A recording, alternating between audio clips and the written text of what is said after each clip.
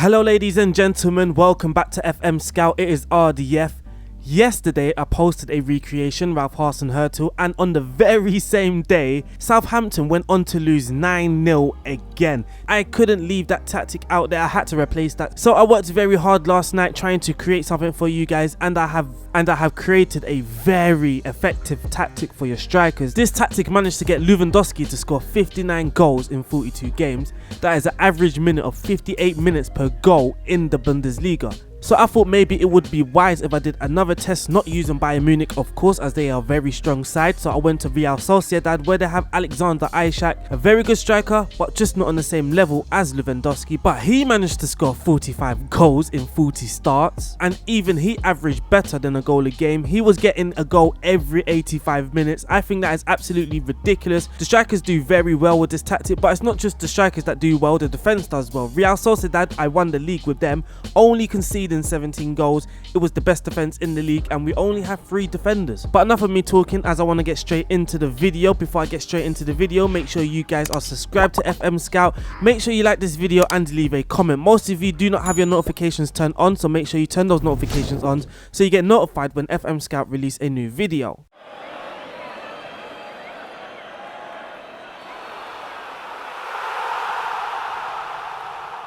Just like on the previous tactic test I did, I'm actually going to start with the results first, because I believe the results were absolutely fantastic. So for Real Sociedad, we played 38, we won 30, drew 4, lost 4. We scored 84, which is the most in the league, and we only conceded 17. Again, the best defense in the league. Average possession, we were third with 55% average possession, which is fairly good. We had the best expected goals for, expecting 74 goals, or 75 if we round it up. We created the most clear-cut chances, that is 34 clear-cut chances created. We took the second most shots in the league, and we made the second most dribbles per game in the league also. But for the defense, we had the best defense in the league. For the goals conceded from corners, we didn't concede a goal from corner at all. For the possession won, we won the possession the most in the league. So yeah, we done very well when it comes to our team statistics. For the player statistics, you can see that Alexander Isak, top goal scorer, 32 goals, almost doubling the player that came second. Absolutely crazy, averaging a goal every 84 minutes. He took the most shots, he had the most shots on target, he took the most shots per 90. He also had the best expected goals for in the league. We are also going to quickly look at some Bayern Munich statistics also. So here are the Bayern Munich results. We played 34 games, winning 30 of those, drawing 2 and losing 2, having a goal difference of plus 81 and points tally of 92. I mean, we're nearly 30 points better than the team that came in second. It's absolutely crazy. For the goal scored, the top goal scorer, look at Lewandowski, 44 goals in the league. The second top goal scorer is only on 18 goals. Absolutely crazy. Average minutes per goal, again, 58 minutes per goal. It's absolutely crazy. He was a top goal scorer, he had the best expected goals for. I mean, the statistics are basically similar to what we had at Real Sociedad. We had very good possession, 53%. We scored the most, we had the highest expected goals for. We actually took the most penalties as well for Bayern Munich. We created the most clear-cut chances, and if you just see Bayern Munich, Bayern Munich, Bayern Munich, Bayern Munich, we had the best conversion rate, best shots per game, fouls against, dribbles made, dribbles per game, all of those statistics. When it comes to conceding, again, we had the best defense in the league, only conceding 15 goals and getting 21 clean sheets. For the assist, Thomas Müller getting assists nearly every 60 minutes, I'm guessing, because he had 19 assists in the Bundesliga, which is miles ahead of the player that came in second. For the Champions League, we actually came runners up. I'm not sure why it says we were the winners. We wasn't the winners. We lost 1-0 in the final to Real Madrid, but in the final we did kind of dominate. We had the better XG, we took the most shots, we had the most shots on target, but we just couldn't break them down. In the Champions League, we got to the final. That is very good, I guess. In the Super Cup, we won that, and the DFB Pokal, we won that. The Super Cup, we won that. So it's a trophy winning tactic as well. It doesn't just play good football. It doesn't just get your striker scoring. It also wins trophies. So now let's get into the tactic.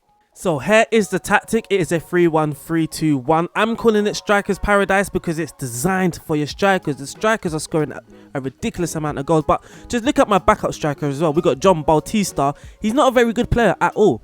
He doesn't have the pace to be advanced forward. He doesn't really have the teamwork. He's not bad, he's just not as great. His determination's only on 11, decision making on 12, composure on 11, but he still manages to score a ridiculous amount of goals. He scored 15 goals in 15 starts. That's 9 goals in 4 starts in the La Liga. Very good. But here is the tactic, Strikers Paradise. In goal, we have the sweeper keeper under attack duty. 3 central defenders, the 2 wider ones, they are on stay wider, close down more and mark tighter. The reason why I have closed down more is because we have no wing back or fullbacks. If the ball gets in behind the defensive winger, he needs to leave his position and close down more to engage in a tackle. The same for the right centre back. If the ball gets in behind the defensive winger, then he needs to engage in a tackle instead of just basically standing off.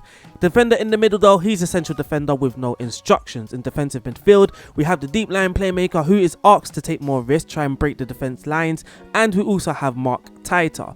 On the flanks, we have 2 defensive wingers. We have take more risk and cross from the byline on both of the defensive wingers. Now, if you look at this tactic, you would think it's very, very attacking. We have only 3 defenders, but it's kind of a mind trick. As you can see, a deep line playmaker is on the defend duty, so realistically, that could be 4 defenders, and on the flanks we have defensive wingers. I mean, it's got defensive in the name of the role, defensive wingers. Effectively, we could have around 6 players defending. We have 3 central defenders, we have a deep line playmaker, and we have 2 defensive wingers. That could be 6 defensive players. You can call that tactical genius, call it what you want. In this tactic, we are using 3 playmakers. In the middle, we have a roaming playmaker, a role that's not used very too often, and that is literally the reason why I used a roaming playmaker, because it's not used very often, and I just want to show that a roaming playmaker can work in a system. His instruction is to play more direct passes, dribble more, and take and mark tighter. The 2 attacking midfielders, one is advanced playmaker, he is asked to mark tighter. The other is an attacking midfielder under attack duty, he is asked to take more risks, move into the channels and mark tighter. The striker, the main man up front, advanced forward, he has no instruction, so there's no special instruction that is making him score more. It's just the setup, it's just the system. For some reason, they score so much goals. Now, for the team instructions, for the mentality, we are on positive. The attacking width is set to fairly wide.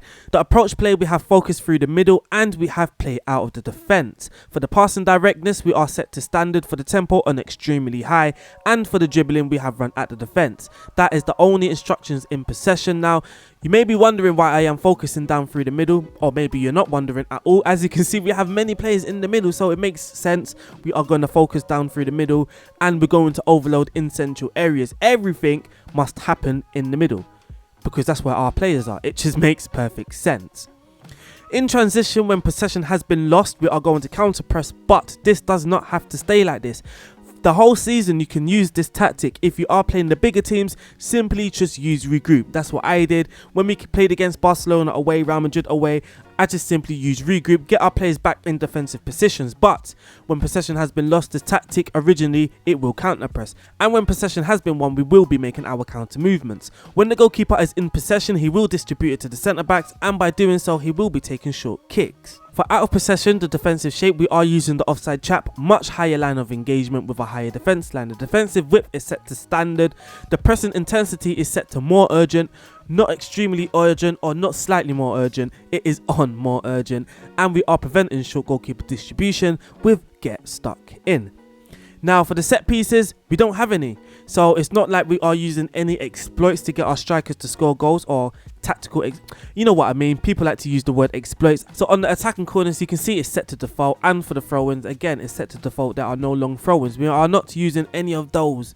We are not using any of those tools to try and get our striker to score more. It's simply a default tactic. I created this last night because of what happened to Southampton. I literally created it last night for you guys. So let's look at some more results, shall we? For the attacking efficiency, we were very aggressive. I mean, we're nearly off the charts here. We were aggressive and we were clinical. For the defensive efficiency, you can see that we were very quiet and impenetrable. How did we score most of our goals? Most of our goals came from play shots. 50 of our goals came from play shots. 7 were headers, 5 were powerful shots, 5 were lobs, 4 were free kicks, 3 were penalties. So again, you can see here, we didn't score many from set pieces. Our assist types, 4 from corners, 4 from free kicks, 17 from crosses, 2 from long balls, 4 from the opposition mistake, 28 from through balls, and 1 from the square ball. That is how we scored most of our goals. You may be wondering how we did against the big teams. So the teams that we did lose against were, well, big teams. We did lose away to Real Madrid, we did lose away to Barcelona, and at home, The 2 losses against Barcelona were extremely harsh, but you can't expect to win or draw every game. The draws that we did get were away to Valencia, away to Granada, away to Athletic and away to Celta Vigo. We did also beat some big clubs. As you can see, we beat Valencia, we beat Atletico Madrid, we must have beaten Real Madrid because we only lost against them once and we didn't draw against them. So we did well against the big teams. And in the competitions for Real Sociedad, we did get to the knockout stages second round and we lost to Arsenal, losing by 1 goal. But in the cup competitions, if you know me, I only use a backup squad. I only use the second squad. It's what I do. It's my philosophy. If I get further in cups, I don't then change it and start playing my best team. I may play 1 or 2 key players in the final, but I don't change the team completely and start playing my best team. I still like to play my B team or my reserve team or my backup team, whatever you like to call it, in the cup games, even in the cup finals. But in the knockout stages, we lost against Arsenal. We beat them at home, but we lost against them away. In the Copa del Rey, we came runners up, losing on penalties to Granada in the final. I mean, how we lost that, I absolutely don't know. We did get a red card in the last minute. The Super Copa, we did win that as well. We beat Barcelona 6-3 in the final. Of course, Ishak was the top goal scorer there. Ishak scored 6 goals in the Copa del Rey, 5 goals in the Europa League and 32 goals in the La Liga. For the training, now a lot of people always ask about training. Honestly and admittedly, I did let the assistant manager do the training. I'm sorry guys, there was no special training set up. I did let the assistant manager lead the general training. I took over the individual training, but I didn't set anything. As you can see, all the players, there are no positions set. That is what I do in all of my tests. I never set individual training, but you can see, look at the training rating, absolutely fantastic. But what I did do with the schedules, make sure to look out when your assistant manager is doing physical training. Never let your assistant manager do physical training during the season. If you do notice that the training style is on physical, quickly change that. Just do not have a physical training session during the season. And that, my friends, is the end of the video. I hope you guys enjoyed it. I hope you download this because it's a very good tactic. I mean, your strikers will score plenty of goals. It probably will work with an underdog as well. If you are an underdog in transition, just use regroup, try it out. If it doesn't do well attackingly, then go back to counter press. Just try out the tactic, have fun with it. Hope you guys enjoyed the video. I enjoyed recording this for you. And remember, if you are new or you haven't yet, make sure you hit the like button, hit the subscribe button, leave a comment. Nice to see you. Peace out and stay safe.